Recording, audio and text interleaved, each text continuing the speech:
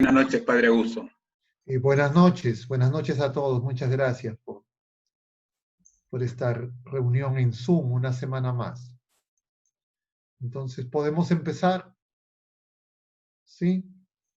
Vamos a empezar como siempre con una oración. En el nombre del Padre, y del Hijo, y del Espíritu Santo. Amén. Señor Jesús, bendito y alabado seas.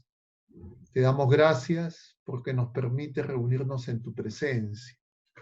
Te pedimos que todas las cosas que pensemos, digamos y hagamos durante toda nuestra vida, en el día de hoy, en esta charla, partan de ti como su fuente y lleguen a ti como su fin.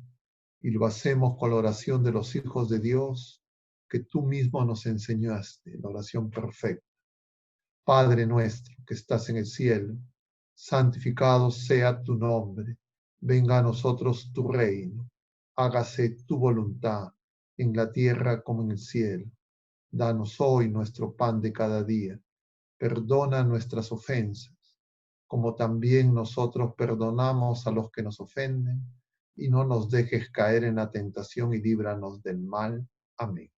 En el nombre del Padre, y del Hijo, y del Espíritu Santo. Amén. Muy bien, queridos hermanos, vamos a empezar con este tema que tiene por título Fe o Razón. Tal vez algunos de ustedes se han sorprendido por este título, porque se nos pone en la disyuntiva de escoger una cosa u otra. Y creo que para nosotros, valga la redundancia, personas de fe, tenemos claridad en que la fe y la razón, como nos decía el Papa San Juan Pablo II en su encíclica del año 1998, Fe y Razón, Fides et Ratio, son de las dos alas para alcanzar la verdad. Y entonces, si es que sabemos que fe y razón, ambas son indispensables, ambas son inseparables, ¿de dónde sale esto de fe o razón? Si no medianamente informado de la historia universal y de la historia de la Iglesia, mejor aún de la historia de la salvación, constatar cómo en los últimos 5 siglos la introducción de este humanismo sin Dios, que de alguna manera tocamos y conversamos en la charla del jueves pasado, cuando hablábamos igual de antropocentrismo o cristocentrismo, podríamos decir que lo que vamos a tratar ahora, fe o razón, es una continuación de esa charla anterior. Y nosotros decíamos que en una observación de estos siglos precedentes, en estos últimos 5 siglos, vemos la paradoja de que la criatura humana habla cada vez más y quiere colocar cada vez más en el centro de la vida al ser humano, pero lo que vemos es cada vez el ser humano es degradado, es tratado como objeto, como cosa. Se está produciendo una deshumanización. Y esa es la paradoja de las acciones que se realizan sin Dios. Y decíamos nosotros la semana pasada que poner al hombre en el centro solo es posible si ponemos a Jesucristo en el centro. Porque Jesucristo es el verdadero Dios, el nuevo Adán, perdón, el verdadero hombre, el nuevo Adán, y verdadero Dios, las dos cosas a la vez. Y la única manera de poner al hombre en el centro es poner en el centro a Jesucristo. Y por eso el Concilio Vaticano II nos dice en esta cita tantas veces mencionada por el Papa San Juan Pablo II, y él por supuesto sabía lo que decía y lo que hacía, de el numeral 22 de la Constitución Pastoral Gaudium et Spes, que dice que es Jesucristo que le revela al hombre quién es el hombre. Y entonces, una visión particular de esta de esta deshumanización y de esta pérdida del conocimiento y la comprensión de quién somos, se manifiesta justamente en esa dicotomía que es propuesta por el hombre moderno, el hombre que quiere vivir sin Dios.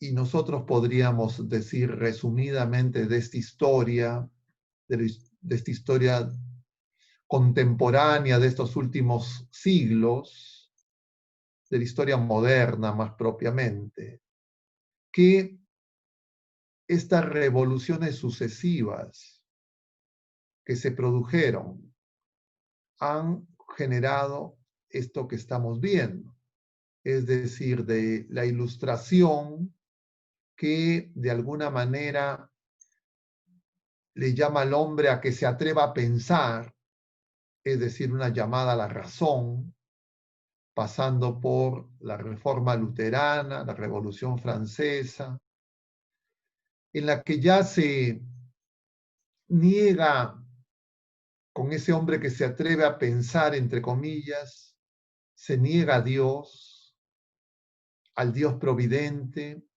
y Dios deja de ser un ser personal para estos filósofos revolucionarios de la Francia del siglo XVIII y pasa a ser un Dios relojero, el Dios deísta que luego derivará en el Dios de los agnósticos y finalmente con la revolución bolchevique se oficializará la visión de que Dios es creación del hombre. Y entonces todo ese proceso atravesado por el racionalismo trae como consecuencia un oscurecimiento de la razón y también un oscurecimiento de la fe. Y vamos a tratar sobre eso en los minutos que tenemos. Y lo primero es que hablemos de la crisis de la razón, porque la razón está en crisis. Ya no estamos nosotros siglo XXI en la época del siglo XIX, de ese optimismo que se creía en esa visión racionalista, que la razón, que la inteligencia humana podía responder todas las preguntas y que en realidad no se necesitaba la fe.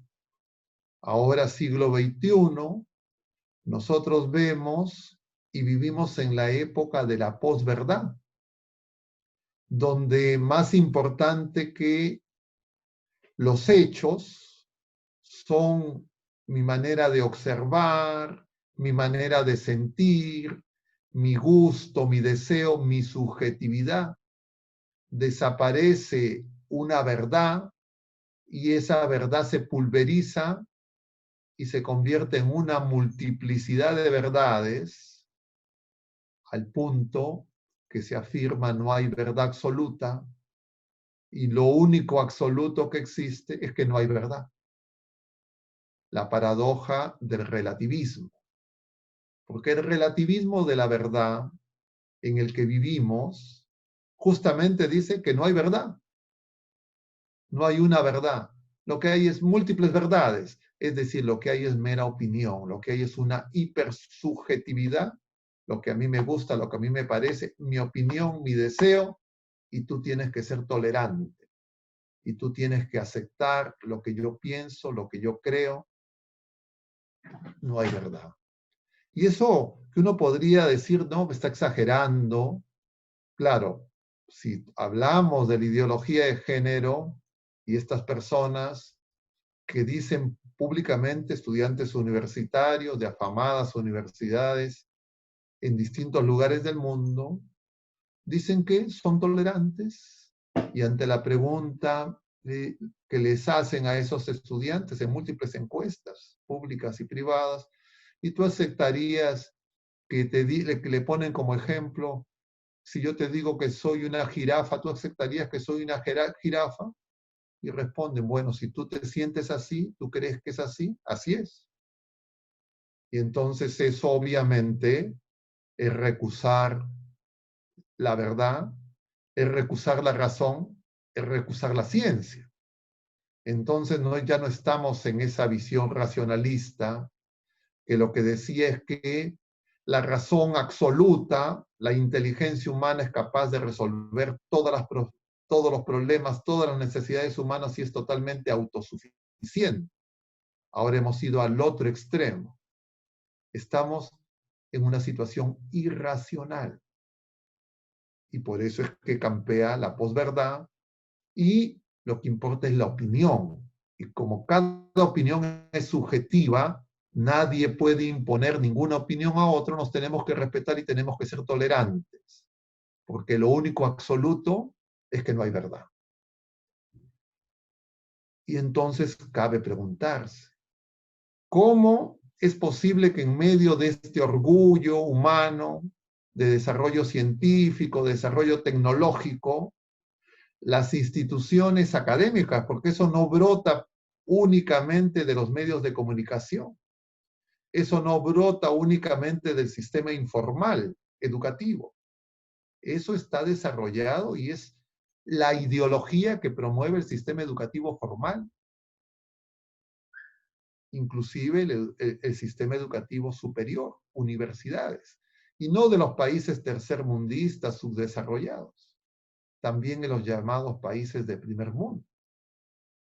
Y justamente esa situación que veíamos también en medio de estas charlas que hemos tenido vía Zoom, hay una que llamábamos, si no me equivoco, pandemonio y eucaristía, confusión y eucaristía.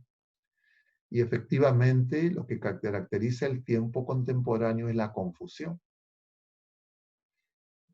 No es del caso detallar y poner una casuística de cuáles son las formas en que se manifiesta esta irracionalidad, pero detengámonos, como decíamos en esa ocasión en que hablábamos del pandemonio, como por ejemplo en áreas del conocimiento que se supone que eran muy rigurosas, muy cuidadosas, como era el campo de las ciencias de la salud, la medicina, a raíz de esta pandemia hemos visto marchas contra marchas de la Organización Mundial de la Salud, que es una institución especializada a nivel mundial. Y en temas que ustedes recordarán, ¿se puede usar la cloroquina? ¿No se puede usar la cloroquina? ¿Contagian o no contagian los asintomáticos? ¿Se puede usar mascarilla? ¿No se debe usar mascarilla? ¿Cuáles son los mecanismos de protección? Y nosotros hemos contemplado a nivel global cómo se decían una y otra cosa sin mayor fundamento, que se veía, por supuesto, agravada cuando los medios de comunicación hacían la interpretación que tenía cada comunicador social de las declaraciones de los funcionarios que estaban a cargo de estas áreas específicas. Pero eso incluso de repente a alguno de ustedes le parecerá que no es prueba suficiente.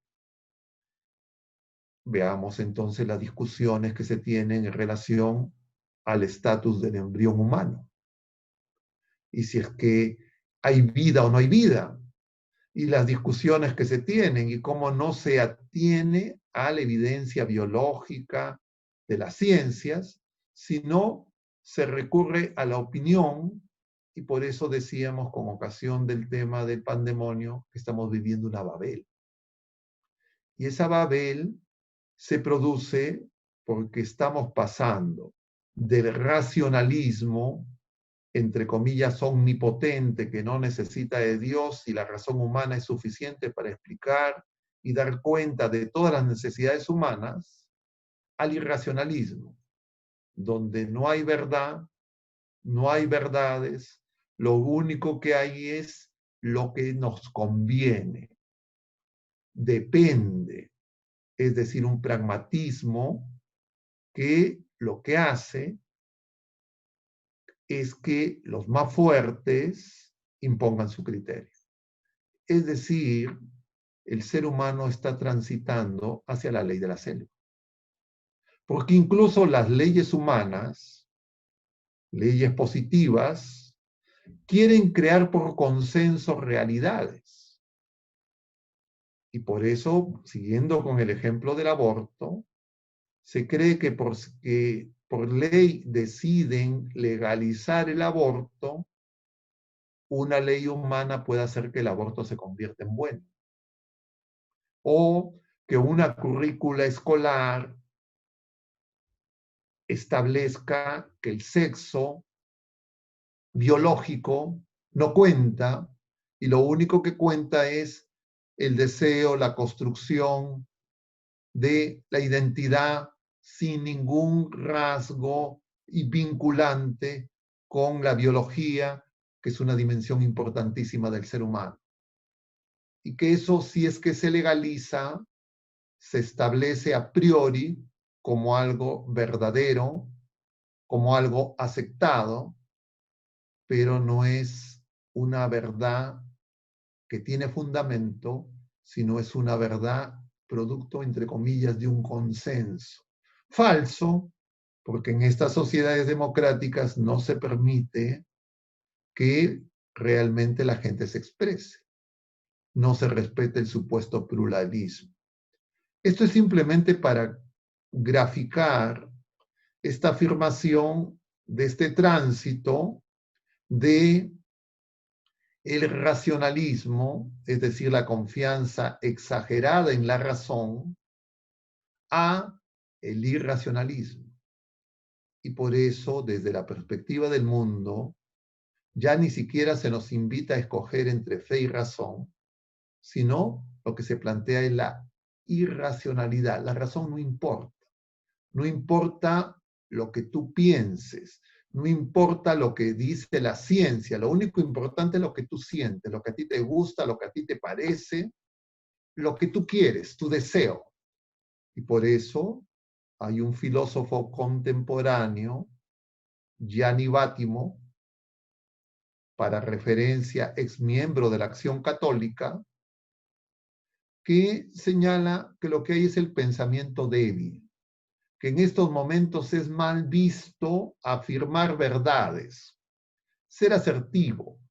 Entonces, para decirlo de una manera coloquial, ahora es bien visto decir el más o menos, puede ser, depende, no sé, tal vez, podría ser, pero si es que uno afirma es o no es, eso resulta violento, agresivo. Y el Señor tiene una frase que a nosotros nos ayuda. Ustedes sean sí o no, dice el Señor. No sean sí, pero no. Y entonces este pensamiento débil podríamos decir es el sí, pero no. El depende. ¿Qué conviene? ¿Qué es lo que, qué es lo que la gente dice? ¿Qué es lo que la gente opina? Es decir, nos hacemos absolutamente dependientes de, entre comillas, la opinión pública, y la opinión pública es manejada por los medios de comunicación, que ya sabemos quién los controla, que a través de encuestas nos señalan que es verdad y que no es verdad. Entonces, estamos en una etapa, por eso este tema, fe o razón, en realidad nosotros defendemos la razón, porque la inteligencia y la razón es una facultad humana.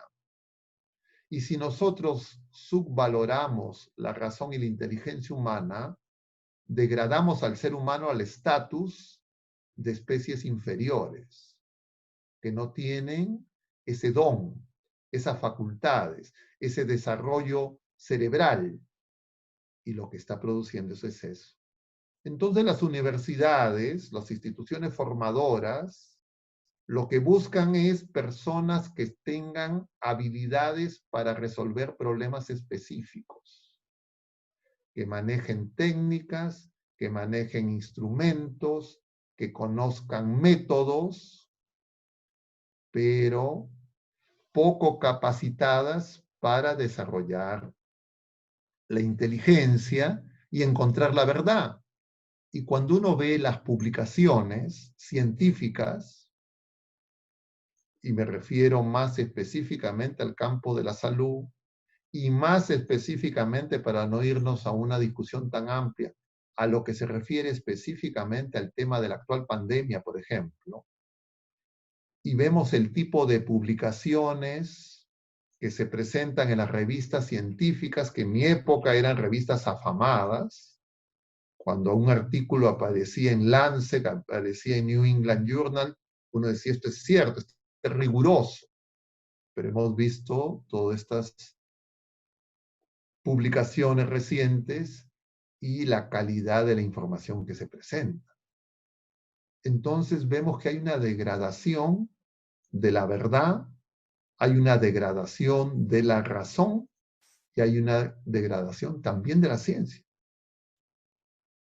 Y aparecen incluso en nuestro medio el ranking de universidades que publican más, y con ese criterio se quiere establecer cuáles son las universidades mejor calificadas, pero si nosotros vemos en general el tipo de publicaciones, entre comillas, científicas, vemos que hay en realidad actualmente grandes deficiencias. Esto no fue siempre así, porque en algún momento, como mencionábamos, hacia el siglo XIX, fines, había un gran optimismo científico por el desarrollo de todo el positivismo, el desarrollo científico especialmente en la química, en la física, en la biología, en las ciencias naturales en general, permitió comprender y entender una serie de procesos, de fenómenos, y se vio asociado un desarrollo científico y aparejado un desarrollo tecnológico, unido a un desarrollo, crecimiento económico, industrial, mejores condiciones de vida. Entonces había un gran optimismo. Y se pensaba que la ciencia iba a dar cuenta de todo lo existente. Y eso fue la arremetida del cientificismo, de esa visión racionalista contra la fe, que se produjo especialmente a lo largo del siglo XIX, donde se llegaba a dudar de la existencia de Dios y se planteaban argumentos, entre comillas, científicos. Y dos fueron los temas desde la ciencia que se utilizaron para esa, digamos, arremetida. Desde las ciencias naturales, la biología, las teorías de la evolución de Darwin, y desde las ciencias físico-químicas, especialmente lo referido a todo lo que es la astronomía, las galaxias, a partir del tema de Galileo. Y entonces, a partir de eso, se pensó que se había arrinconado a la fe, que era una victoria rotunda de la razón. Tan es así que la Revolución Francesa produjo que desde la Catedral de Notre Dame, de Nuestra Señora en París, se sacó la imagen de la Virgen María y se puso una imagen de una mujer, de una prostituta, a la que ya la llamaban la diosa razón. Igualmente Napoleón cambió el 15 de noviembre, que era la celebración de Nuestra Señora de la Asunción, y celebró ese día el Día de San Napoleón. Esos son hechos históricos. Porque se pensaba que la fe, la religión, Dios, Jesucristo, no había ya. Eran cosas del pasado, eran simplemente creencias de gente ignorante, de pobres, y con este desarrollo de la ideología marxista, que era el opio del pueblo. Pero a fines del siglo XIX, dando cuenta de ese optimismo, inicios del siglo XX, ante ese optimismo se plantea el desarrollo de sistemas formales que den cuenta de toda la realidad. Y se convocan a científicos, a gente que pueda desarrollar desde las matemáticas, que se consideraban que eran las ciencias exactas, las ciencias duras, donde estaba la verdad, donde estaba lo preciso, a que se desarrolle un sistema que permita dar cuenta de todo, las circunstancias, hechos observables. Y los científicos más renombrados se reunieron en un proyecto conocido, que es el proyecto Hilbert. Lo pueden encontrar, es información conocida. La conclusión fue que eso no es posible. Que la ciencia, los fundamentos de la ciencia están fuera del sistema científico.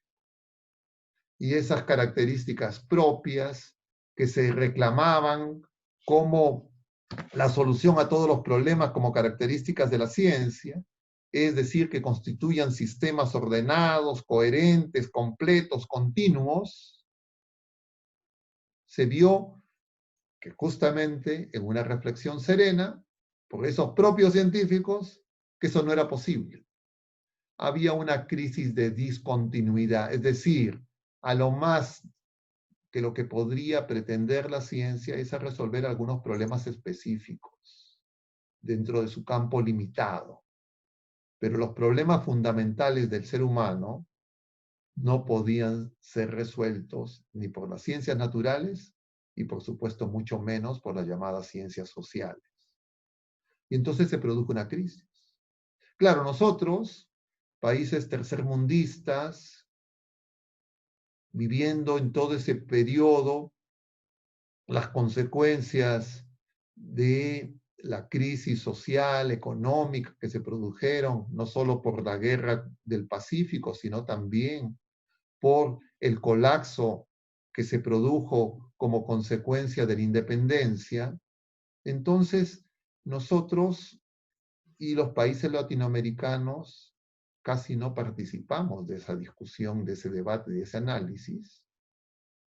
Y lo que vemos al presente es la paradoja en nuestros países, que muchos jóvenes en muchas universidades actualmente se presenta como que la ciencia es la fuente de la verdad, cuando los propios científicos, los más serios por lo menos, no los divulgadores que son más, yo diría, comentaristas mediáticos, lo tienen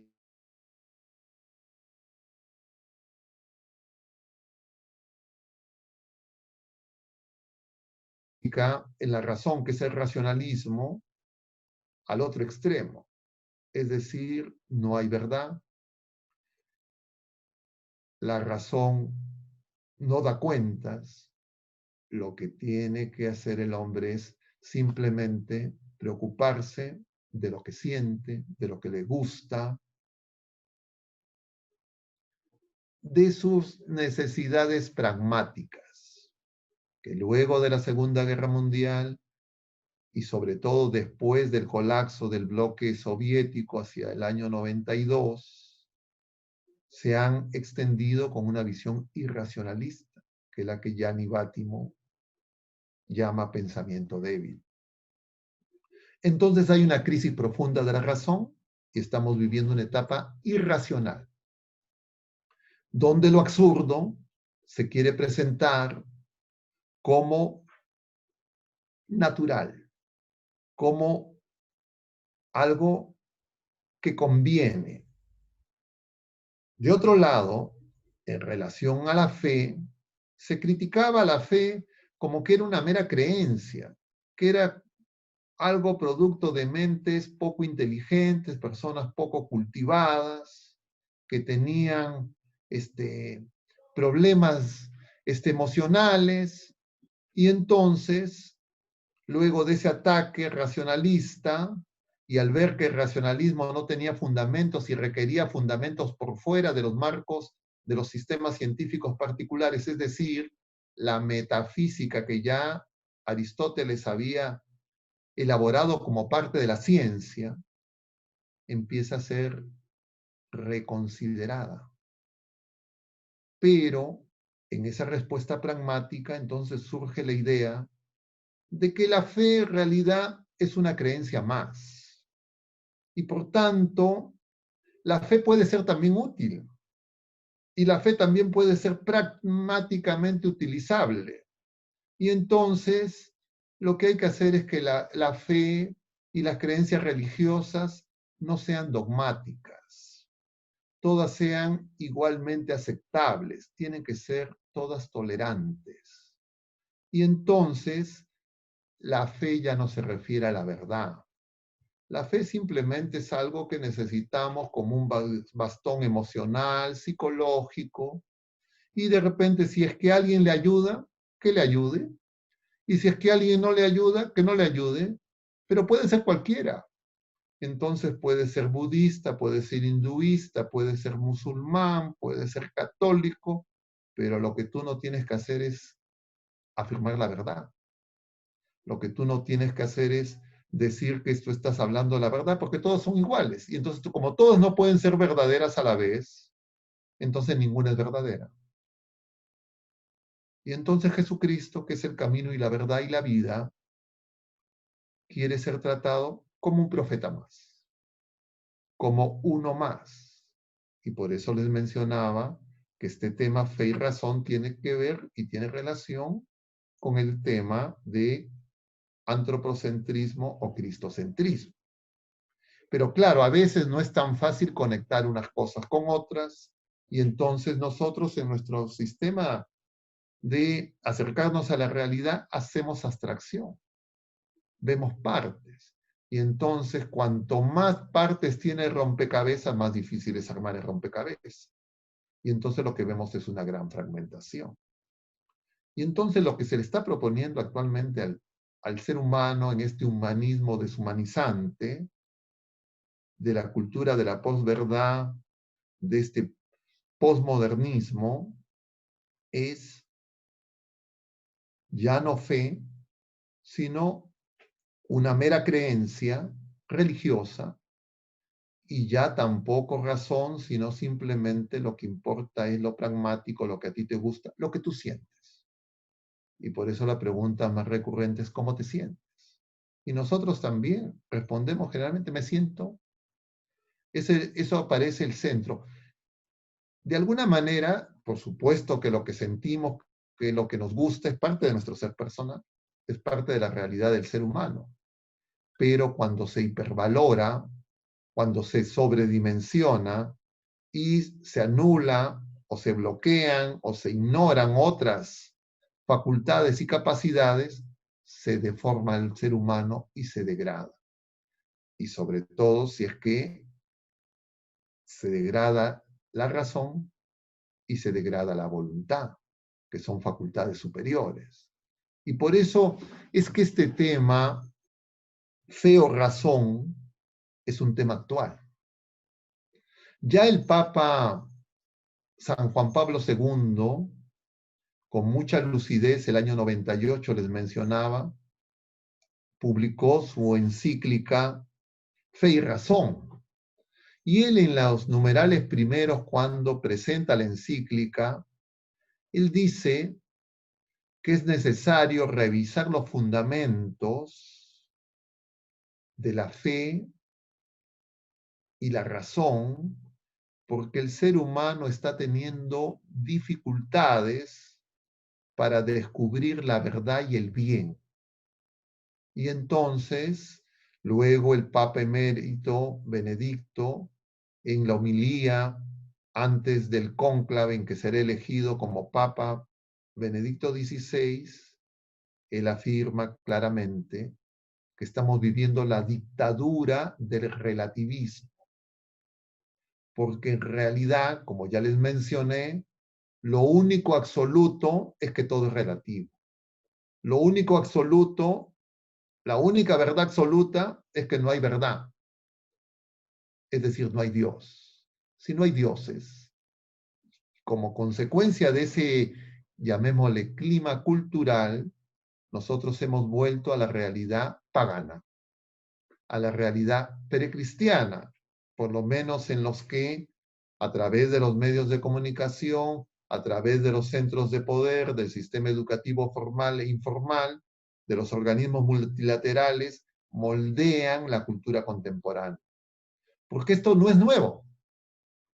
Esto ya existía en la etapa presocrática. Esto es lo que hacían los sofistas. Los sofistas señalaban que no había verdad, que era el hombre la medida de todas las cosas, Y justamente Sócrates, Platón y Aristóteles los combaten. Y ellos afirman de que hay verdad, que hay una ciencia, que hay la episteme. Y en consecuencia señalaban que el hombre busca la verdad. Y es lo que señala Aristóteles en el preámbulo de la metafísica, que ustedes saben es uno de sus libros. Y entonces en la metafísica, pero también en los oráculos griegos, y es conocido el oráculo de Delfos, donde en el frontis estaba escrita la frase tan conocida, conócete a ti mismo. Es decir, el ser humano desea la verdad. El ser humano no desea que lo engañen. El ser humano no quiere la mentira, pero tiene un margen de aceptación del error cuando la fe se oscurece, cuando antepone lo que le conviene y es capaz de avasallar la dignidad de otras personas y otras criaturas humanas, cuando llega a un individualismo y a un egoísmo donde solo le interesa él y todos los demás pasan a ser medios útiles para alcanzar sus fines y objetivos. Y ese es el modelo de la cultura contemporánea que rige las actividades humanas en las que nosotros hemos crecido, estamos trabajando y en la que se están educando los niños, los jóvenes, tanto en el sistema formal, de nivel inicial hasta el superior, en el Perú y en el mundo entero, y también en el sistema informal. Y entonces reflexionar sobre las consecuencias de este oscurecimiento de la razón y este oscurecimiento también de la fe. Porque lo que se quiere hacer con la fe, con nuestra fe, porque la fe es don de Dios, la fe no es una mera creencia, la fe no es simplemente una mera confianza, nuestra fe es revelada. Dios es quien sale al encuentro del hombre. Jesucristo viene a salvarnos. Él nos busca. Hay una frase conocida de Agustín, San Agustín, en ese diálogo, en ese proceso de conversión con San Ambrosio, donde San Agustín le dice que yo busco la verdad. Porque en general los filósofos, ustedes saben, la filosofía no solo es buscar la verdad, sino es el amor a la verdad, que ahí viene etimológicamente el término. Y entonces Agustín, que era un retórico, no era un filósofo, es decir, era alguien que se había preparado para convencer con argumentos y persuadir con argumentos de que lo que él afirmaba era la verdad y lo hacía a sueldo, digamos así, según la conveniencia de los que le pagaban. Y Agustín era muy hábil, muy inteligente y era capaz de convencer a cualquier persona, pero no se lograba convencer a sí mismo. Y entonces él era capaz de saber que lograba convencer a todos, pero que los estaba engañando. Y entonces se acerca a San Ambrosio y le dice, yo busco la verdad. Y Ambrosio le dice, la verdad te busca a ti. Porque nosotros tenemos que asombrarnos de esta respuesta de Jesucristo a Tomás, cuando luego de la última cena, él le dice, yo soy el camino y la verdad y la vida. Y como no hay nada de coincidencia, ¿ustedes saben qué celebramos mañana? A Santo Tomás, apóstol, al mismo a que el Señor le respondió. Es decir, la verdad es central en nuestra fe. Y Pilato le preguntará a Jesús, cuando él le dice que ha venido para dar testimonio de la verdad, ¿qué es la verdad? Un sentido despectivo. Y vamos a ver mañana que Tomás no cree en el testimonio de los apóstoles, que han estado presentes en la primera aparición del resucitado. Y entonces cuando le refieren que han visto a Jesús que ha resucitado y que está vivo, él dice, yo no creo hasta que no meta mi mano en el costado, no meta mis dedos en las llagas. Y el domingo siguiente se presenta Jesús y lo llama Tomás, él estaba presente y ustedes conocen el pasaje, le dice, mete tu dedo, tus manos. Y él le va a responder, Señor mío y Dios mío. Y Jesús le dirá, crees porque has visto. Dichosos los que crean sin haber visto. La fe es don de Dios. Y la fe no es contraria a la razón. Nuestra fe es totalmente racional. Y nuestra fe justamente completa eso que la ciencia no alcanza a responder. Y por eso incluso científicos ateos, agnósticos, han tenido que reconocer que sin Dios todas sus especulaciones no tienen fundamento. Y eso lo podemos ver tanto en el sistema biológico como en las ciencias físicas, en las ciencias químicas, en el origen del hombre, en el origen del cosmos, como también a nivel de los microorganismos, de las partículas subatómicas, porque el ser humano tiene un deseo de verdad. Y la única manera en que ese deseo y esa sed de verdad se apague es degradándolo, haciendo que su inteligencia se reduzca a una inteligencia meramente pragmática y operativa y que no se haga preguntas fundamentales. Y por eso es que la fe quiere ser reducida a una mera creencia más, a una opinión más.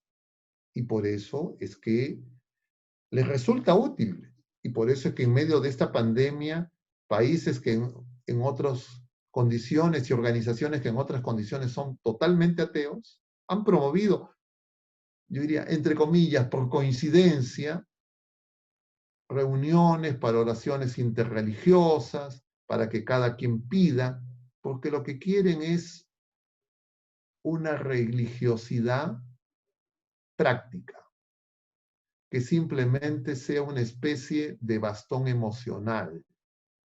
Lo que Marx denunciaba, quieren un placebo, un sedante, una especie de opiáceo para reducir costos.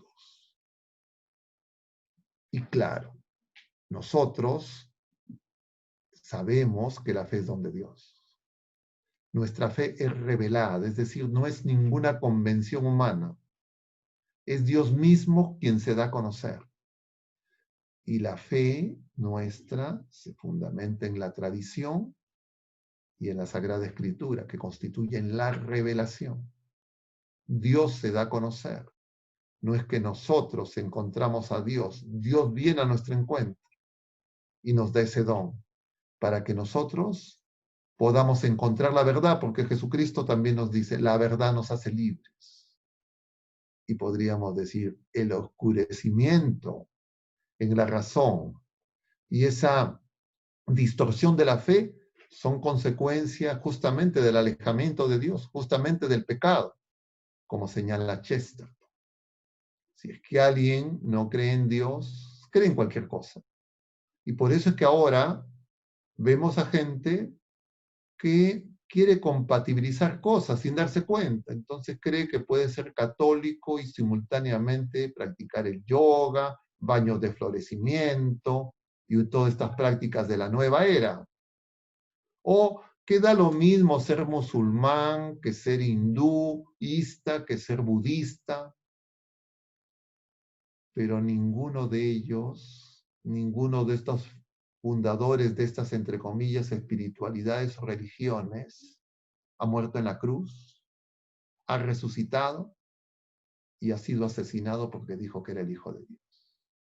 Y ninguno tiene la capacidad de quedarse con nosotros hasta el fin de los tiempos, porque el Señor ascendido a los cielos, no nos ha dejado. Y está presente en la Eucaristía. Jesucristo mismo, Dios y hombre verdadero, que está con nosotros. Y es quien nos hace libres. Y es quien nos revela la verdad, con el don del Espíritu Santo que nos revela la verdad completa. Y entonces tenemos que comprender esta discusión que se dio a lo largo de los años, pero que actualmente ya tiene otro cariz, porque estamos en una etapa donde nuestra fe, no solo nuestra razón, porque eso ya lo tienen, digamos, ordenado y maniatado a través de todos los medios que disponen, pero lo que quieren es que nuestra fe también se adultere y creamos que nuestra fe es una mera creencia y no un don de Dios. Y por tanto, si no viene de Dios, simplemente depende de la interpretación humana. Y entonces esto empezó con la llamada Reforma Protestante, luterana, donde hablaban del libre examen. Cada quien interpretaba la escritura como quería. Y entonces vemos que al cabo de los años, de los grupos derivados de Lutero, hay más de 40.000. Y algunos dicen cosas totalmente opuestas, incluso algunos niegan que Jesucristo es Dios. Eso es lo que produce esa, entre comillas, hipersubjetivización, ese intimismo que puede afectar también la vida espiritual y la vida de fe. Entonces, yo no sé si con esto les estoy hablando en términos muy abstractos, y si es que de repente pasamos a una etapa de diálogo, porque lo que estamos viviendo como generación, repito, no es nuevo, pero viene, como todas las cosas y males, muchas veces corregido y aumentado, porque ahora se tienen medios y tecnologías que no se tenían en la etapa precristiana. Y por eso nosotros, las personas de fe, tenemos que ser vigilantes. Y tenemos que, sobre todo los que son padres de familia, tener conciencia de lo que son las características comunes de todo el sistema educativo formal e informal al presente, tal vez con algunas muy pocas excepciones.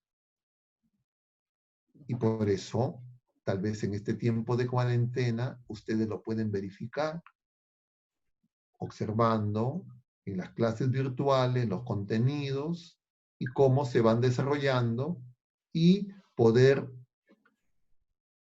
revisar si efectivamente estas cosas que estamos comentando son un tremendismo, una exageración, o son cosas que de repente incluso en la realidad son mucho más graves de lo que podemos de repente insinuar con lo que hemos comentado. Yo voy a detenerme en este momento casi poco menos de una hora para poder atender algunas preguntas si es que alguno tuviera alguna inquietud que quiere que se pueda comentar y conversar. Escribieron una pregunta, la A ver, siguiente. ¿Tiene la fe cabida en este mundo cada vez más irracional?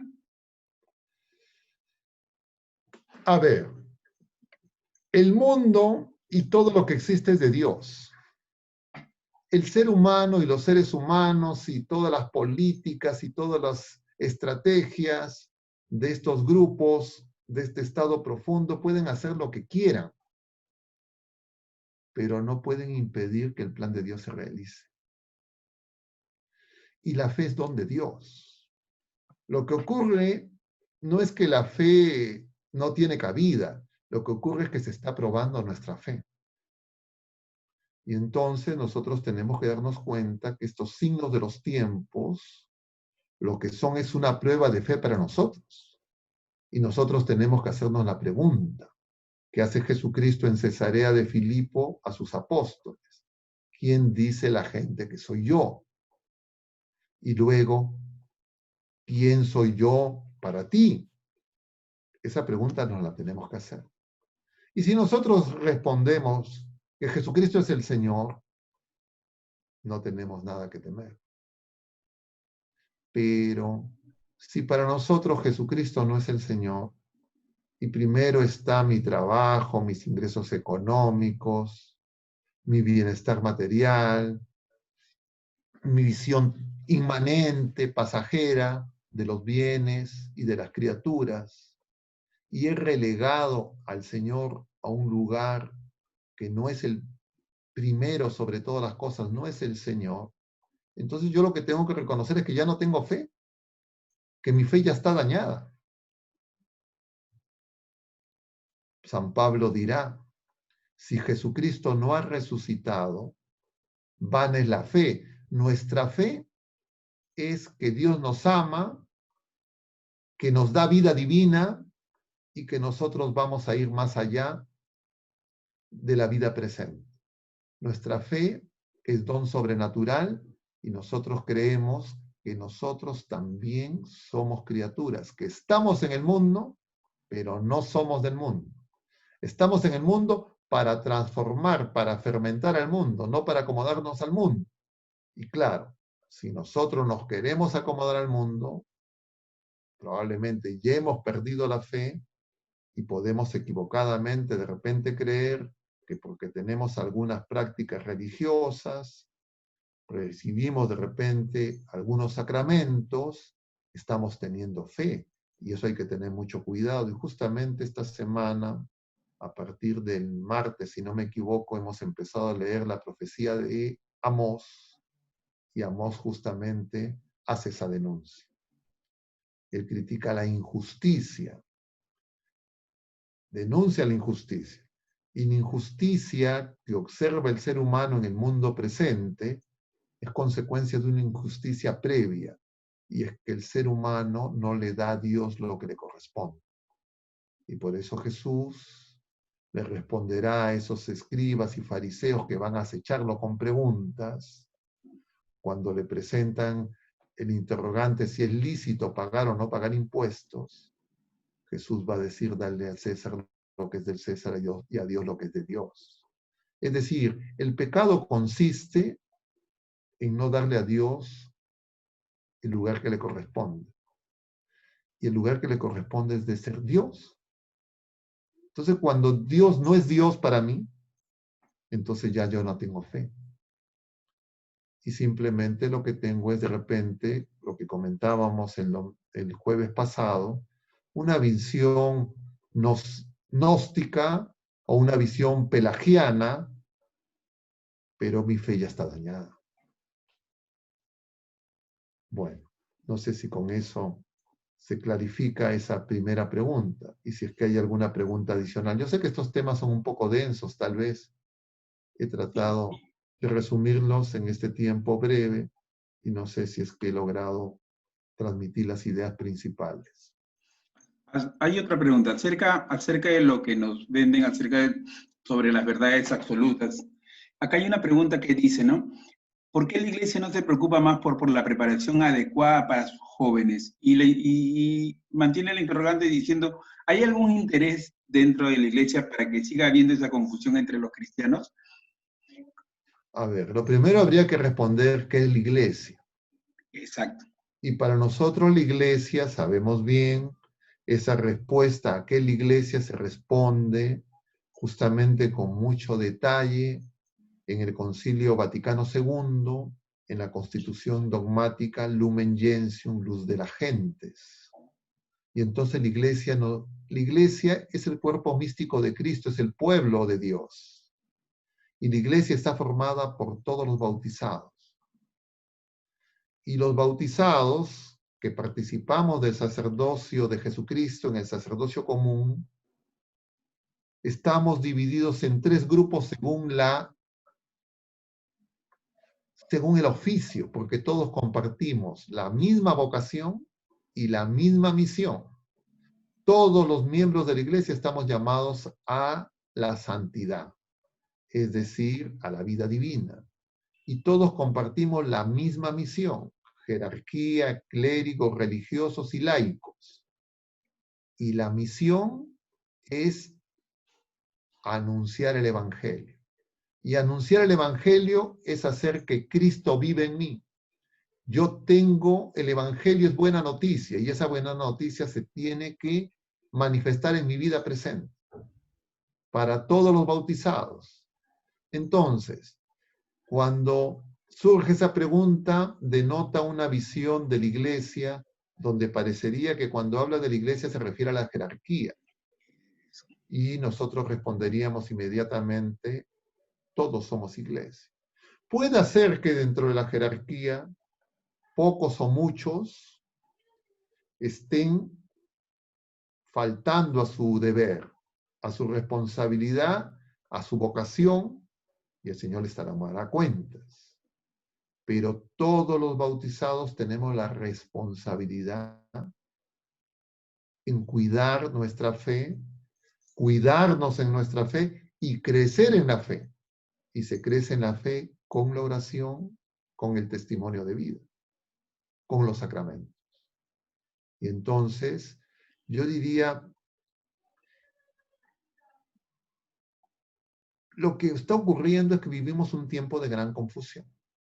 Pero yo les estoy mencionando, cuando hemos hablado de este tema, una encíclica del año 98. O sea, una encíclica que tiene 22 años, que es pública, de acceso gratuito, donde se nos dicen, yo no, lo que les estoy comentando no son cosas que a mí se me han ocurrido, son la enseñanza de la iglesia. Entonces preguntémonos si es que conocemos esa encíclica, la hemos leído, o de repente no tenemos tiempo. Pensamos que no es importante, porque justamente hemos sido envenenados por la mentalidad del mundo y justamente de repente no nos estamos dando cuenta que ya nuestra fe se está dañando. Entonces justamente esta charla es para advertir esas cosas, para que nos demos cuenta. Claro, no del tiempo para desarrollar esta encíclica numeral por numeral, pero yo creo que en algún momento podríamos hacer algo de ese tipo, pero no bajo esta modalidad porque requeriría más horas, más que una hora semanal. Esto requeriría varias horas a la semana. Con otras personas, hemos estado revisando documentos del Concilio Vaticano II con laicos comprometidos, con laicos que participan activamente en la misión de la Iglesia y revisando documentos que todos debemos de conocer. Y lo que hemos descubierto es que muchas de las personas conocían el título de los documentos, muchos incluso los habían leído, pero no terminaban de entenderlos y de aplicarlos para la vida de fe que necesitamos testimoniar. Entonces tenemos que darnos cuenta que estamos dormidos, que necesitamos despertarnos, porque la dimensión de la amenaza es muy grande y la recibimos de múltiples maneras mañana, tarde y noche. Toda la familia y todos los seres humanos. Y si nosotros no nos despertamos y no nos damos cuenta, es como que salgamos a la calle sin mascarilla. Peor aún. Bueno, no sé si es que hubiera alguna otra pregunta o comentario. Tienen una interrogante acerca de la práctica del yoga como técnica de relajación. ¿Qué nos puede hablar acerca de Claro, eso? el tema no es específico sobre el yoga, ¿no es cierto? Yo le he Exacto. puesto simplemente como un ejemplo porque es muy común. Es muy común y conozco a muchas personas y ahora esta semana nada más hablaba con una persona que me decía, soy una persona de fe, hago oración, toda mi vida la tengo ordenada, hago yoga, me relajo y estoy muy bien. Y entonces nosotros desconocemos algunas cosas básicas. Nosotros hemos tenido, no sé si es que hemos tenido bajo esta modalidad, una charla sobre la nueva era y hemos hablado algunas cosas.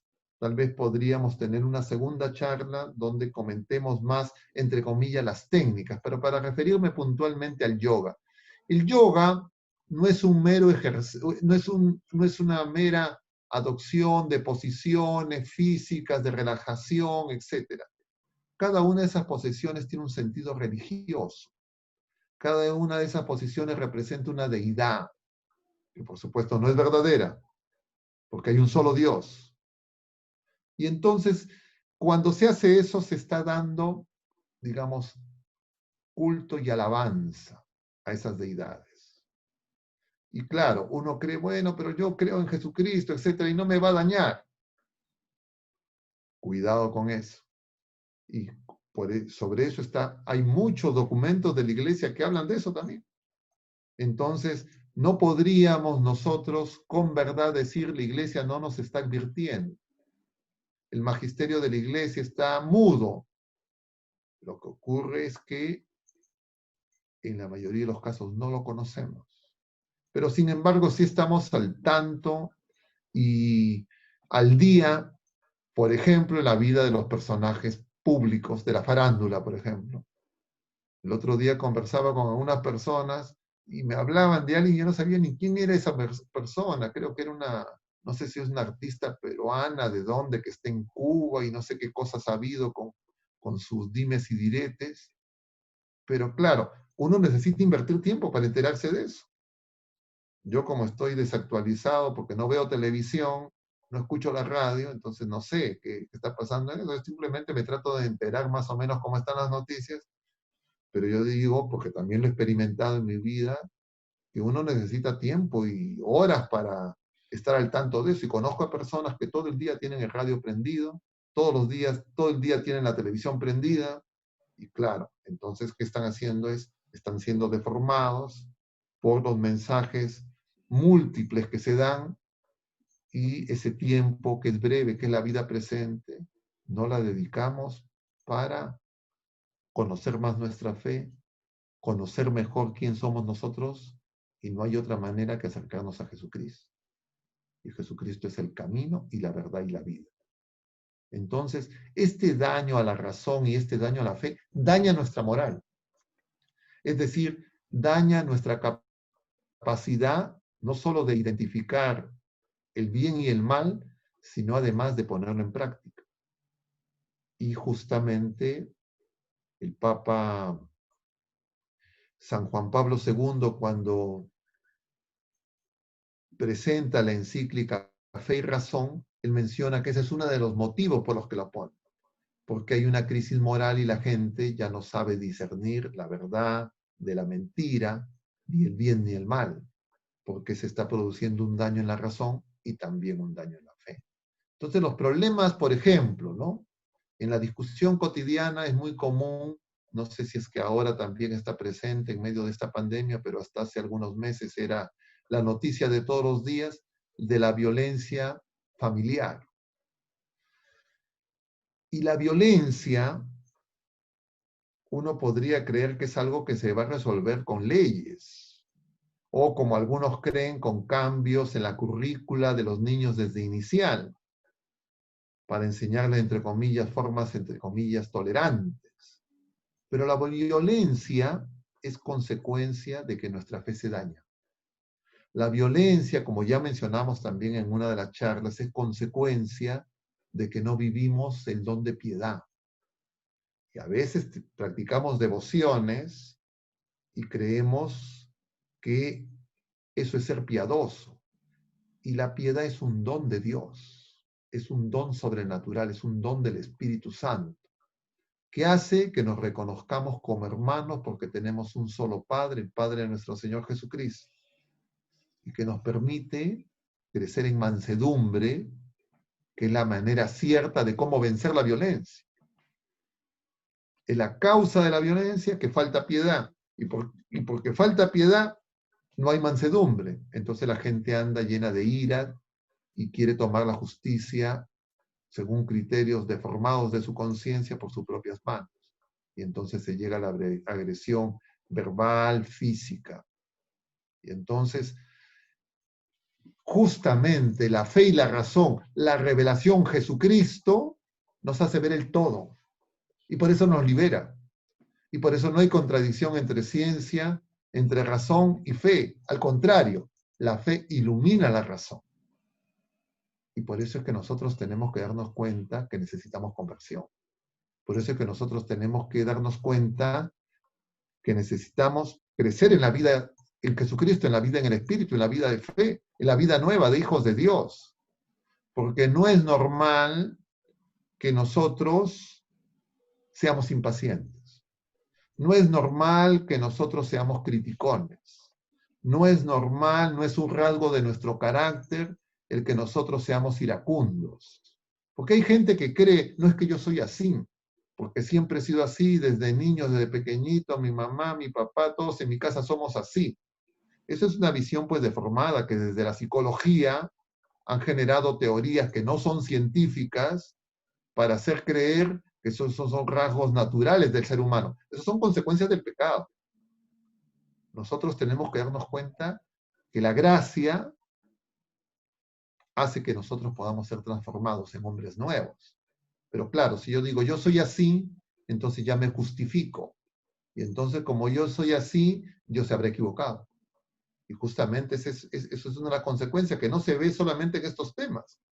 Se ven otros temas, por ejemplo, muy claramente en los temas de ideología de género. Entonces, esta discusión, si se nace o se hace, tiene que ver con este oscurecimiento de la razón y el oscurecimiento y debilitamiento de la fe, que es adulterada premeditadamente por este mundo que no conoce a Dios y que quiere que nosotros seamos frágiles presas de los vientos de las ideologías y los vaivenes de las corrientes de pensamiento que no buscan elevar la dignidad del ser humano, porque esa es la paradoja. Hablan de derechos humanos, hablan de respetar al ser humano, de ser tolerantes, pero esa es la época tal vez la más cruda, donde se está degradando al ser humano como nunca. Y si es que creen que estoy exagerando, les pongo un solo ejemplo: el aborto. Anualmente más de 100 millones de niños mueren por aborto. Y los medios de comunicación no dicen nada. Al contrario, lo quieren legalizar. Y lo quieren proponer como derecho. Y en algunos lugares ya lo han hecho. No hay ningún argumento de razón que lo justifique, menos de fe. Y entonces lo quieren imponer. Y en otros lugares creen que eso es lo moderno, que eso va a hacer que sean más felices. Y entonces, consecuencia, aprueban la eutanasia. Consecuencia, aprueban el suicidio asistido, sin autorización de los padres, porque la gente en una vida vacía, menores de 15, 14 años ya dicen que no vale la pena vivir y se suicidan sin que los padres lo puedan impedir. Eso está ocurriendo en los llamados países desarrollados, que de desarrollados tienen solo el nombre. Y nosotros aspiramos a, entre comillas, tener esos estándares de bienestar sin comprender que lo que está en curso es un nuevo esclavismo, donde el ser humano cree que es libre, porque da rienda suelta a sus apetitos y sus deseos, negando la verdad, negando el bien, negando a Dios. Otra preguntita, padre. A ver. En estos tiempos en que se vive una verdad irracional, ¿de qué modo podemos ayudar a los más jóvenes? No se vive verdad irracional, vivimos en la mentira, en el engaño y en la apariencia. O sea, no vivimos en la verdad, vivimos en el irracionalismo. ¿Ya? O sea, porque algunos de ustedes creen que vivimos en la verdad, se respeta la verdad. No, veamos los ámbitos que veamos. Yo les mencionaba el ejemplo del ámbito, entre comillas, científico, desde organizaciones técnicas como Naciones Unidas y la OMS al inicio. Pero mire el ámbito en la política, mire el ámbito en los medios de comunicación, mira cualquier ámbito y te vas a dar cuenta que no hay verdad. La gente tiene dificultad para decir la verdad. Por eso le decía, está de moda este pensamiento débil. Claro, no solo son afectados los jóvenes, son afectados todas las generaciones, todos nosotros sin excepción. Entonces, lo primero, para poder ayudar a un joven, si yo no soy ya joven de edad, me tengo que dar cuenta qué tan afectado estoy. Porque de repente yo, sin darme cuenta, con mi forma de actuar, con mi forma de pensar, con mi forma de obrar, justamente estoy reconfirmando en el error, en el daño, en el veneno a esos jóvenes. Y no los advierto de los peligros. Además, de repente, si es que soy padre de familia, he delegado totalmente la educación en el sistema educativo formal y me dedico exclusivamente a trabajar y a conseguir dinero y bienes materiales. Y entonces no hago ningún seguimiento de cómo estas instituciones, que muchas veces por ignorancia y simplemente con afán de lucro, transmiten una educación muy deficiente. Que a veces los padres creen que es buena porque les enseñan técnicas. ¿Cuál es el estándar? Yo no conozco tanto, pero más o menos, que tiene un padre para decir si un colegio o una universidad es buena universidad o es un buen colegio, un buen centro educativo. Que les enseñen idiomas, que les enseñen técnicas, que puedan, entre comillas, tener oportunidades de algún convenio internacional, que viajen fuera, y entonces los padres creen que sus hijos conocen técnica, manejan informática, aprenden algún otro idioma, se salvaron. Y de repente lo que están es llevándolos a un lugar donde le van a robar la fe.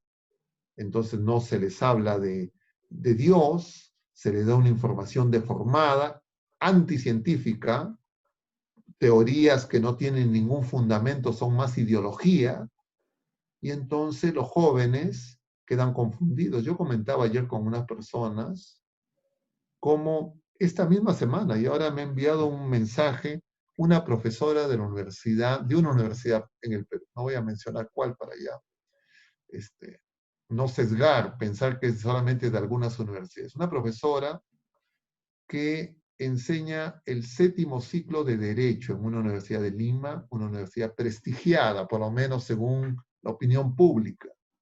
Y entonces había decidido, estaba enseñando el curso, creo que es Derecho del Niño y del Adolescente, y les había dado a sus jóvenes estudiantes un trabajo para que escojan un tema y busquen personas a las que puedan entrevistar sobre este tema.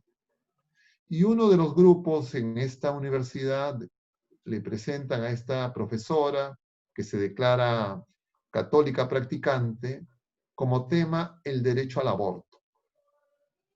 Y entonces la profesora les dice, bueno, ¿a quiénes van a buscar que entrevistar? Y ve que los que van a entrevistar son todas personas a favor del aborto. Y entonces la profesora me dice, ella en la confianza, me dice, y yo con temor les pregunté por qué no buscaban además una opinión que esté en contra. Y entonces dice que los jóvenes le dijeron, pero si no, si eso es lo que se necesita. Y entonces, y usted propónganos, le dijeron a la profesora. Y entonces la profesora, temerosa, no sabía quién proponer y no sé quién le dio mi nombre. Y entonces tenía temor de decirle a los jóvenes que la persona que le está proponiendo es un cura, porque de repente lo iban a rechazar. Y entonces me decía la profesora, yo le estoy diciendo que usted es médico. Y entonces, sinceramente, me daba pena la profesora. Esa expresión del pensamiento débil, justamente uno tiene la verdad, pero tiene temor de decir. Y también les podría comentar ejemplos de padres de familia en situaciones análogas.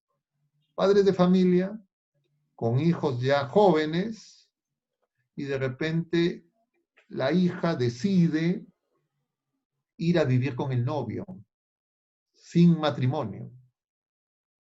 Y entonces los padres temerosos de repente ofender a la niña. O sea, todos estamos envenenados con eso. Yo le estoy hablando de personas católicos, practicantes, ejemplares. No les estoy hablando de un agnóstico, de estos católicos a mi manera. Entonces no es que el problema no está dentro, ya lo tenemos instalado dentro, sino que nos hemos dormido, porque sin darnos cuenta hemos sido envenenados por esta mentalidad que niega la verdad, esta cultura de la posverdad, y creemos que no pasa nada. Hay personas que dicen, no, es que los jóvenes ahora piensan así, como si fuera algo natural. No, si un joven piensa así es porque alguien le ha metido esas ideas. Y si es que esas ideas no son buenas, no son verdaderas, yo no tengo que decir, es que yo soy tolerante. Yo soy tolerante con las personas, no con el error, no con la mentira, no con el mal. ¿Ustedes dejarían que algún familiar les diga, bueno, me gusta el arsénico y me han dicho que en esta cafetería dan los pasteles con arsénico? ¿Anda nomás le irían? No. ¿Dejarían que algún familiar vaya sin mascarilla, salga a la calle? No, ¿no es cierto? Pero sí dejamos que destruyan la mente de los más jóvenes. Y un joven, en esa actitud, entre comillas, rebelde, de buscar su afirmación personal, es, entre comillas, hipercrítico y va a creer que sabe más que los padres.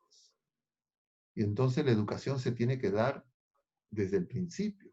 Pero si los padres han tercerizado no solo la educación, sino también el cuidado y creen que expresar el amor es darle cosas, entonces hay dificultades. Por eso es que el daño a la familia no es independiente de esta crisis. Y por eso es que esto ha sido devastador en los países llamados del primer mundo. Nosotros estamos tambaleando, en parte, no porque tengamos mérito, sino porque, en parte porque nuestras familias son familias extendidas y de alguna manera en algo están preservando. Pero eso, cada vez ese apoyo es más frágil. Y si nosotros no despertamos, entonces vamos a ser devastados. Entonces, en esa prueba de fe vamos a ser reprobados. Por eso el Señor en San Lucas dice, y encontraré fe cuando venga. Y nosotros tenemos que interrogarnos todos los días si nuestra fe es una fe viva, una fe firme, o si ya es una fe manipulada, adulterada por la mentalidad del mundo. Bueno, no sé si es que me Sí, excedo en la respuesta y si es que hay alguna otra pregunta. sí. Nos piden que por favor usted nos diga, nos oriente, cuáles son los documentos de la Iglesia que sugiere que debemos empezar a leer para poder ayudarnos en nuestra formación. Es una pregunta muy interesante. Yo diría lo primero es el catecismo. Yo tengo un amigo que varias veces le he recomendado leer el catecismo, porque se considera él un católico comprometido, etcétera, etcétera. Entonces, cuando le digo, lee el catecismo, me pone la cara como si le estoy diciendo algo que no es lo fundamental, pero el catecismo resume los fundamentos de nuestra fe y tiene una riqueza enorme. Y yo apostaría que la mayoría de los presentes, la mayoría de los católicos en Lima, me aseguraría en el Perú y diría en el mundo, dentro de la iglesia, no conocen el catecismo.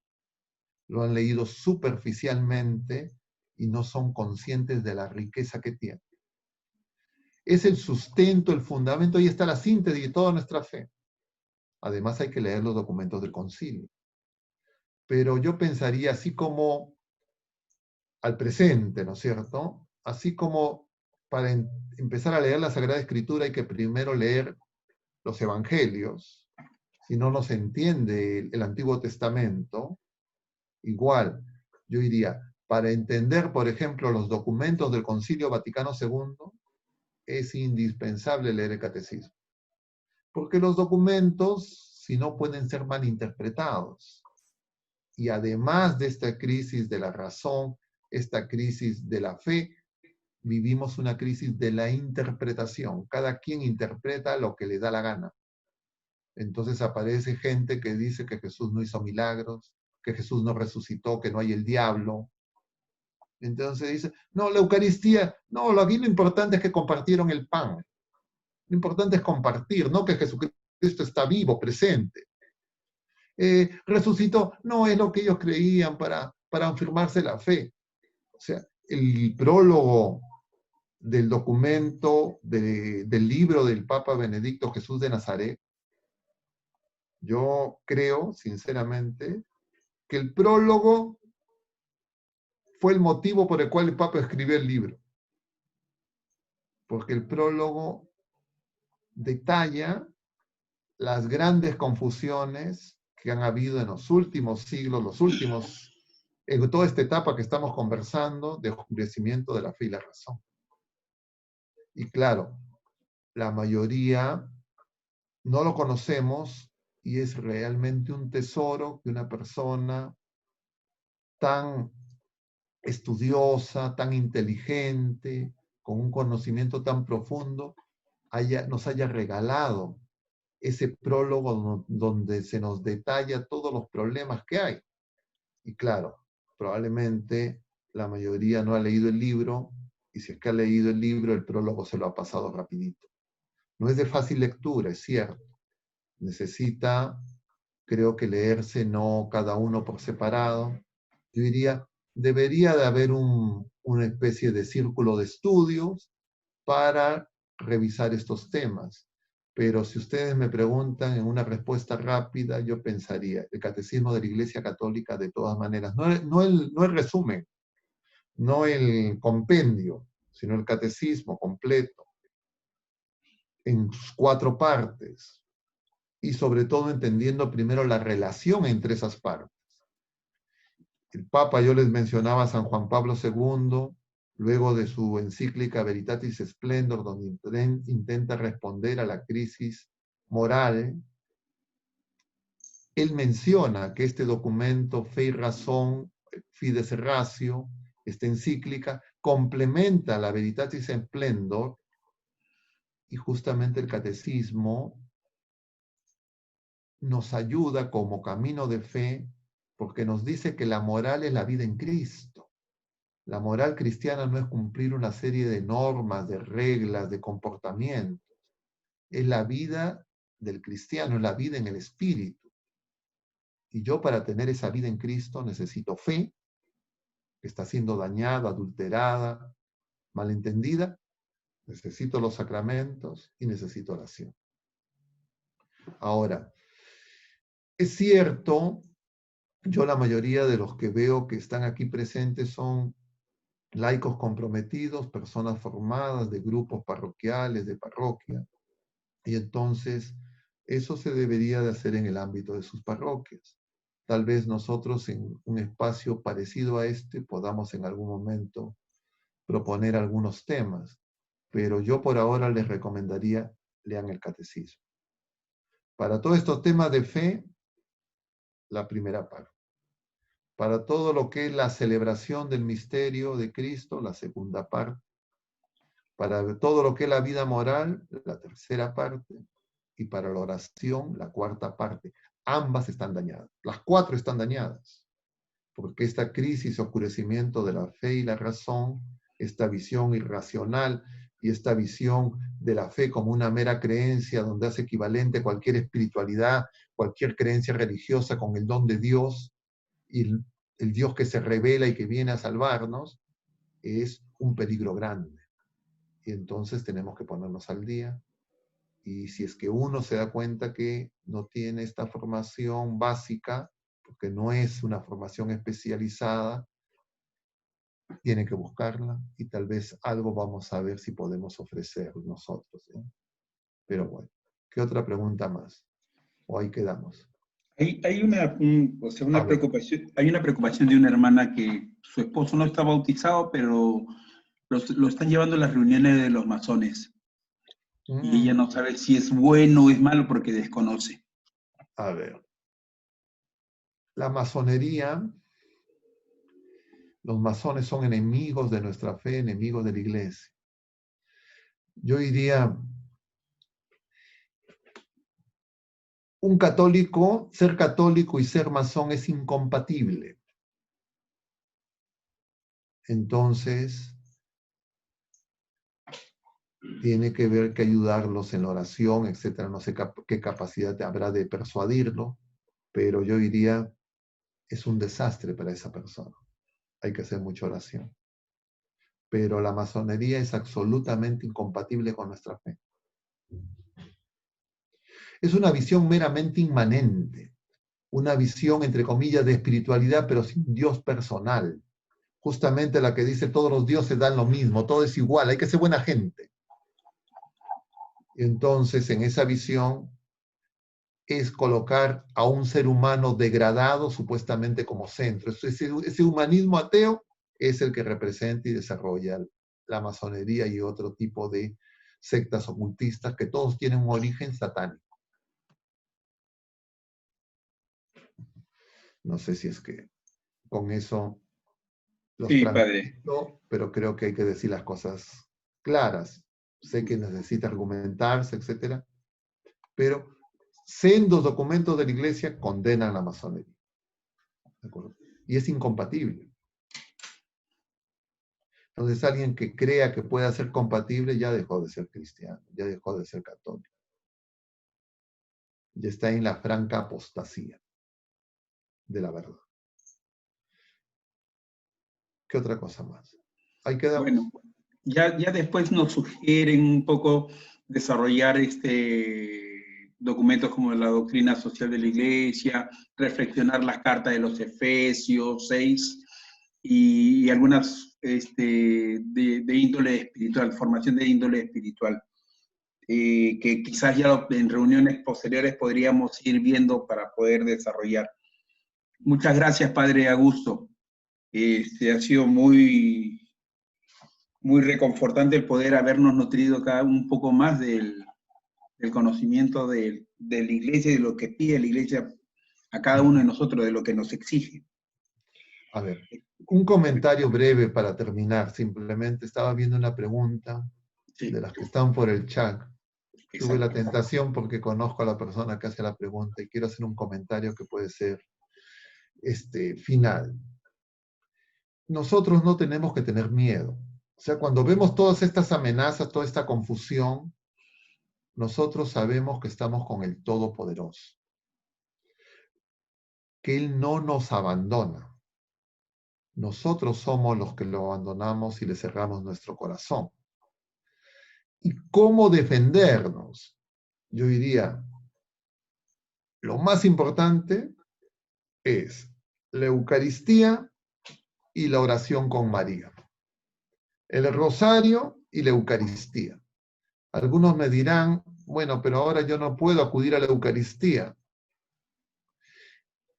Participen si pueden todos los días de la misa virtual. Ustedes no podrán ir al templo, pero Jesucristo va a ir a ustedes. Y si además hacen el rosario y además tratan de guardar en su corazón lo que dice cada uno de los textos del Evangelio, como de las primeras lecturas en los días de feria y las otras en los días dominicales y de solemnidad, ustedes van a crecer espiritualmente en medio de estas circunstancias. Hagan comunión espiritual. Deseen y generen el hambre de Dios. Y cuanto antes se puedan abrir los templos. Pero mientras tanto, ustedes no se justifiquen y se engañen diciendo, bueno, como no hay, entonces me dedico a ver la novela. Como no hay, me dedico a ver otras cosas. No, busquen lo que en estos momentos se nos puede dar. Porque nosotros tenemos la limitación de acudir por todas las cosas que sabemos. Pero el Señor no tiene límites, Él es Dios. Y al que llama se le abre, al que pide se le da, al que busca encuentra, nos dice el Señor. Y entonces, con María, ella nos va a llevar a Jesús, ella es nuestro refugio. Vamos a terminar con una oración a nuestra Madre. Dios te salve María, llena eres de gracia, el Señor es contigo. Bendita eres entre todas las mujeres, y bendito es el fruto de tu vientre Jesús. Santa María, Madre de Dios, ruega por nosotros pecadores, ahora y en la hora de nuestra muerte. Amén. Amén. El Señor esté con ustedes. Y con tu espíritu. Y la bendición de Dios Todopoderoso, Padre, Hijo y Espíritu Santo, descienda sobre todos ustedes y permanezca para siempre. Mucho ánimo, hermanos. Que Dios los bendiga. Hasta la próxima. Gracias por Gracias, su Padre. paciencia. Hasta Quería luego.